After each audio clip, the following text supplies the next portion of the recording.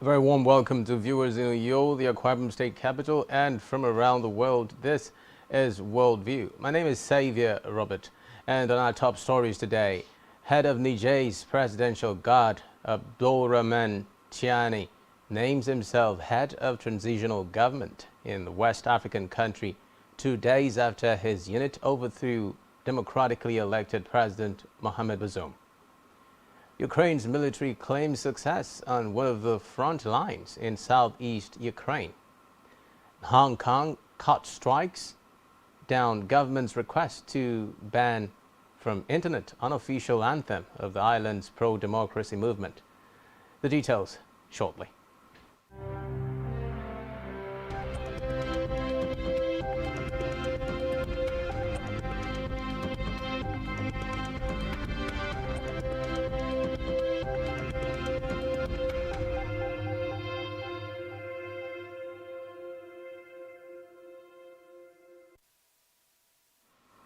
First on Worldview today, Ukraine's military says it has had success on one of the front lines in southeast Ukraine as Western officials talk of a major thrust taking place. In a video published by President Zelensky, Ukrainian troops said they had taken the village of Stramorsk. The army said the village, 150 kilometers east of the city of Zaporizhia, was liberated under dense artillery fire and airstrikes. A senior Ukrainian defense advisor added that every advance is seen as a milestone. The Ukraine has not confirmed that it has beefed up its counteroffensive, but Russian President Vladimir Putin said Ukraine's attacks had significantly intensified. He told reporters in St. Petersburg they had had no success, but Russian-backed militia leader Alexander Khodorkovsky contradicted Putin, saying Ukraine had methodically shelled Stramorsk for several days and made gains, holding on to the outskirts and pushing on. Meanwhile, the general in charge of Ukraine's stuttering counteroffensive in the south has said Russian defenses are making it difficult for military equipment, including Western tanks and armored vehicles, to move forward.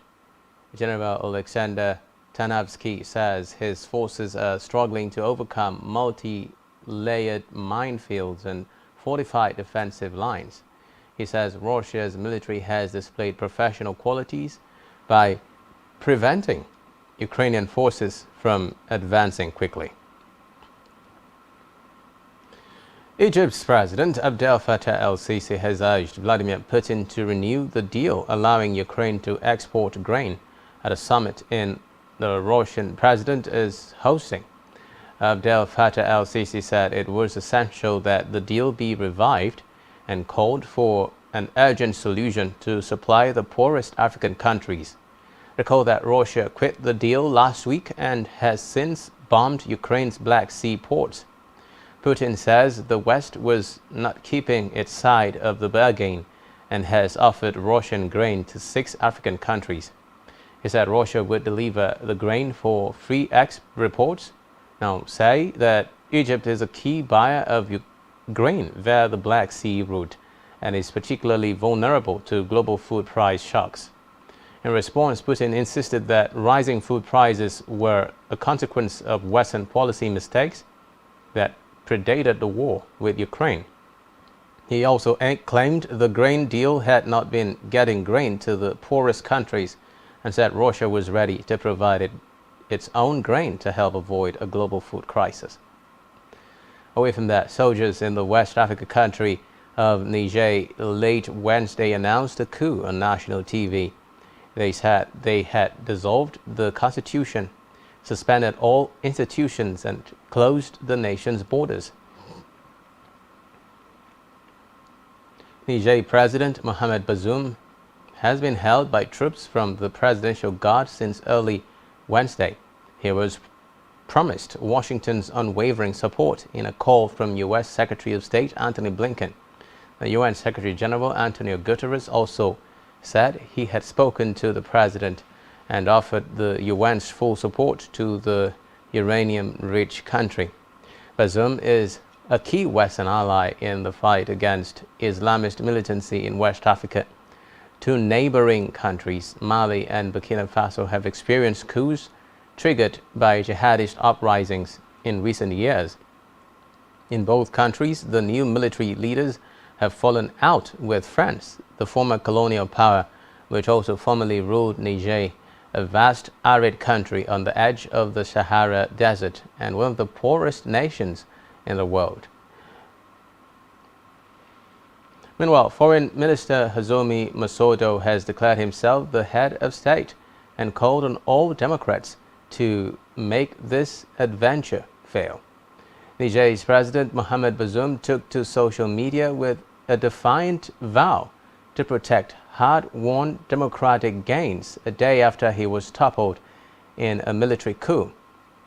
The country's Foreign Minister Hazzoumi Massoudou also issued a rallying cry on X, the platform formerly known as Twitter, for all Democrats and patriots to make the coup fail. Their statements followed a late-night address on Wednesday by soldiers on national television announcing that Bazoum had been removed from power and all republic institutions suspended, marking the 7th coup in West and Central Africa since 2020. Earlier, members of the Presidential Guard had cut off the presidential palace in the capital Niamey and blocked Bazoum inside.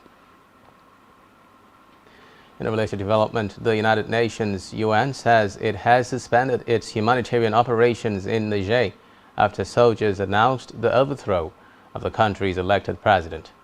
It says more than 4 million people in the country are currently in need of humanitarian assistance. The UN Secretary General Antonio Guterres further demanded the immediate and unconditional release of Niger's President Mohamed Bazoum, who is reportedly held captive by military officers. Meanwhile, the French Foreign Minister Catherine Colonna said President Bazoum spoke to President Emmanuel Macron early today, telling him that he was reachable and in good health. Constitutional order. The United Nations stands by the Secretary General is following closely the situation in Niger. He condemns in the strongest terms any efforts to seize power by force and to undermine democratic governance, peace, and stability in Niger. The Secretary General calls on all actors involved to exercise restraint and ensure the protection of constitutional order. The United Nations stands by the government and people of Niger. And just today, Abdourahmane Tiani, head of Niger's Presidential Guard, has named himself head of a transitional government in the West African country 2 days after his unit overthrew democratically elected President Mohamed Bazoum. He made the announcement on state-run television, saying he was the president of the National Council for the Safeguard of the Homeland. The 62-year-old general also said the intervention had been necessary to avoid the gradual and inevitable demise of the country. He said while Bazoum had sought to convince people that all is going well, the harsh reality is a pile of humiliation and frustration. There was no mention of a timeline for return to civilian leadership. And Tiani, who was drafted to lead the elite unit in 2015, is from Niger's western region of Tillabéri, a main recruitment area for the army. He remains a close ally of former President Mahamadou Issoufou, the politician who led the country until 2021. Away from that, now, the Democratic Republic of Congo has reportedly accused Rwandan soldiers of crossing into its territory. Reports say the Congolese army issued a statement describing the alleged incursion into North Kivu province as an intolerable provocation. It added that the Rwandan soldiers had been forced back across the border. Now, the United Nations and European Union monitors have said that July is set to be the hottest month in record and likely unprecedented for thousands of years, warning that it is a taste of the world's climate future. Reports say searing heat intensified by global warming has baked parts of Europe, Asia, and North America this month, combining with wildfires that have scorched across Canada and parts of southern Europe. The UN chief Antonio Guterres, while commenting on the heat wave, said the era of global warming has ended. and the era of global boiling has arrived. Meanwhile, the director of C3S, Carlo Bontempo, said the temperatures in the period had been remarkable, with an anomaly so large that scientists are confident that the record has been shattered even before the end of the month. Climate change is here, it is terrifying, and it is just the beginning. The era of global warming has ended, the era of global boiling has arrived. The air is unbreathable, the heat is unbearable. No more hesitancy, no more excuses, no more waiting for the others to move first. There is simply no more time for that. It is still possible to limit global temperature rise to 1.5 degrees Celsius and avoid the very worst of climate change, but only with dramatic, immediate climate action. Elsewhere, a Hong Kong court has struck down the government's request to ban from the internet the unofficial anthem of the island's pro-democracy movement. Judge Anthony Chan ruled that granting the ban could have had chilling effects on freedom of speech. Authorities have been angered by hearing "Glory to Hong Kong" played instead of the Chinese national anthem during international sports events. They have taken a tougher stance towards protests in recent years, and Hong Kong is part of China but has had some autonomy since the end of British rule in 1997. Campaigners say that democratic freedoms have been gradually eroded since then. They say attempts to ban the song are another sign of Beijing's crackdown on dissent against the Chinese government. Authorities have tried to erase or mask all traces of the song online for months. "Glory to Hong Kong" has also been banned in schools since 2020. The Hong Kong government has also petitioned Google to have the song removed or ranked lower in search results, a request that the company has consistently denied. After the break, former U.S. President Donald Trump accused of pressuring employee to delete security footage at his Florida home in new criminal charges related to his alleged mishandling of classified files. Just stay with us for details on this and more right after the break.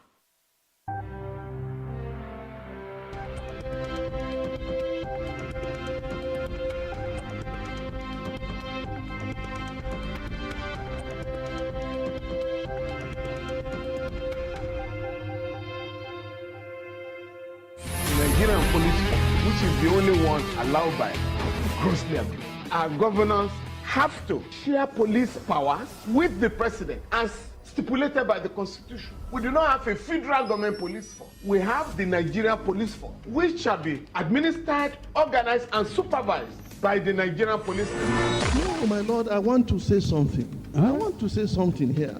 Perhaps it might also enlarge the scope of people who should be invited here for examination. My lord, if we cannot find those who literally murdered Abiola, who are those people who could be said to be the beneficiaries of the death of Abiola? Rogers has linked you with some of the killings he did. He never did.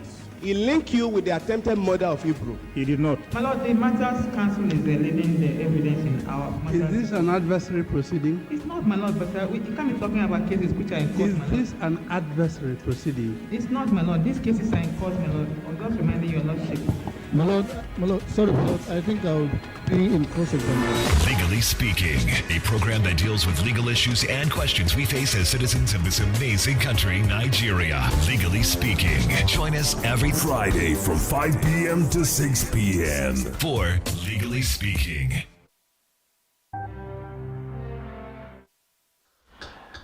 Many thanks for staying tuned. Now, U.S. President Joe Biden has announced a series of measures to help protect workers from the effects of extreme heat as people across the United States struggle to cope with blazing temperatures. The White House said on Thursday that Washington would step up heat safety violation inspections in key industries such as construction and agriculture. The Biden administration also said it would put a so-called hazard alert system in place to make employers aware of what they should be doing to help their workers stay cool and ensure workers are aware of their rights. Temperatures, and I mean record, are now affecting more than 100 million Americans. Literally risk their lives working all day in blazing heat, and in some places don't even have the right to take a water break. That's how. Meanwhile, the U.S. Department of Justice has opened a civil rights investigation into the city of Memphis and its police department months after the beating to death of a 29-year-old black motorist catapulted local law enforcement tactics into the national spotlight. At a news conference on Thursday, Assistant Attorney General Kristen Clark acknowledged the outrage that followed the killing of Tyre Nichols, who died in hospital after being pulled from his car during a traffic stop, tackled and assaulted by police. But Clark underscored that the investigation was not based on a single incident or event, and she described multiple reports of officers escalating encounters in the city. Received multiple reports of officers escalating encounters with community members resulting in excessive force.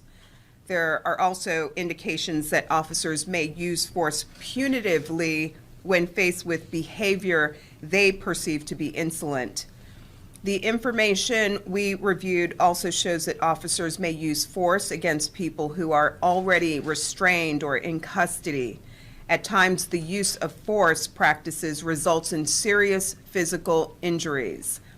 Other information indicates that the Memphis Police Department may be using an approach to street enforcement that can result in violations of federal law, including racially discriminatory stops of black people for minor violations. Such encounters can be harmful, and they can also violate the law. In the meantime, former U.S. President Donald Trump is accused of pressuring an employee to delete security footage at his Florida home in new criminal charges related to his alleged mishandling of classified files. The new indictment adds one count of willful retention of defense information and 2 of obstruction, making 40 charges in total in the case. Meanwhile, Trump has pleaded not guilty alongside his close aide, Walt Nauta, who also received 2 additional charges of obstruction. Still from the U.S., researchers say the rate of Americans developing a rare meat allergy from tick bites is rising and may have already impacted as many as 450,000 people.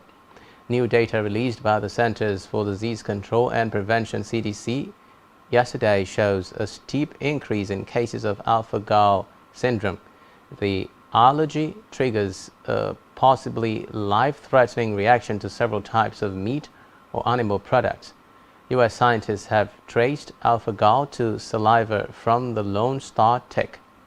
The tick is identified by the white spot on its back and is mostly found in southern and eastern parts of the U.S., but experts warn that their range is expanding due to climate change.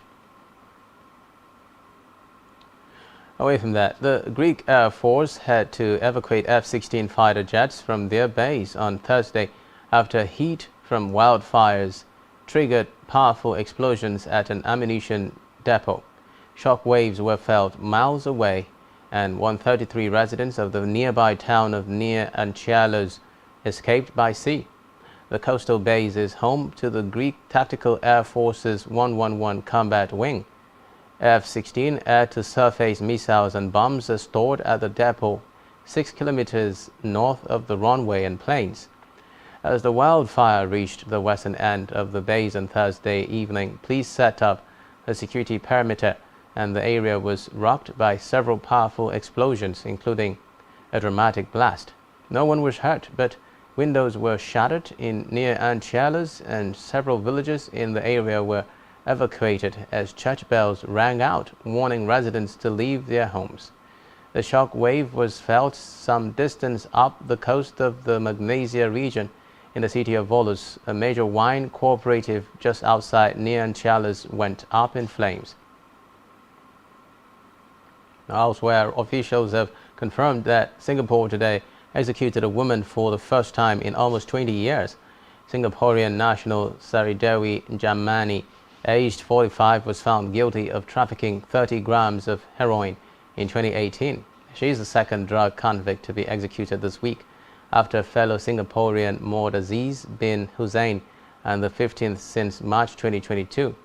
Singapore has some of the world's toughest anti-drug laws, which it says are necessary to protect society. The Singapore law specifies that the death penalty will be imposed on anyone caught trafficking more than 500 grams of cannabis or 15 grams of heroin. Singapore's Central Narcotics Bureau (CNB) said in a statement that Sari Dewi, who was sentenced to death on 6 July 2018, was accorded full due process under the law. Authorities said the city's highest court had dismissed the appeal against her conviction on 6 October last year. A petition for presidential pardon was also unsuccessful.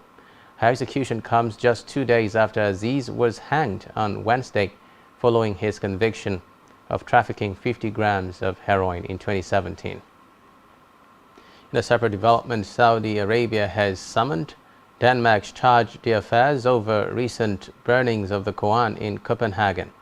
The Gulf country's foreign ministry said in a statement today, without identifying the Danish official by name, that the Danish diplomat was handed a memo that includes a demand from the kingdom to stop the reportedly disgraceful acts that violate all religious teachings, laws, and international norms.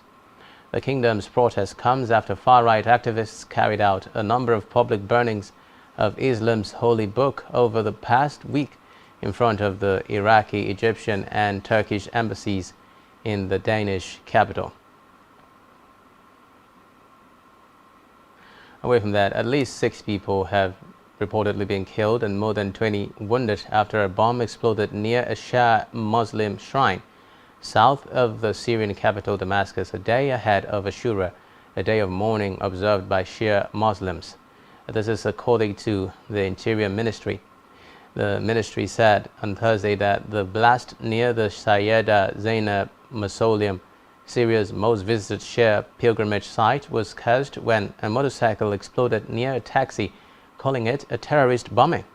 State television earlier reported that the explosion was caused by a bomb placed in a taxi by unidentified people.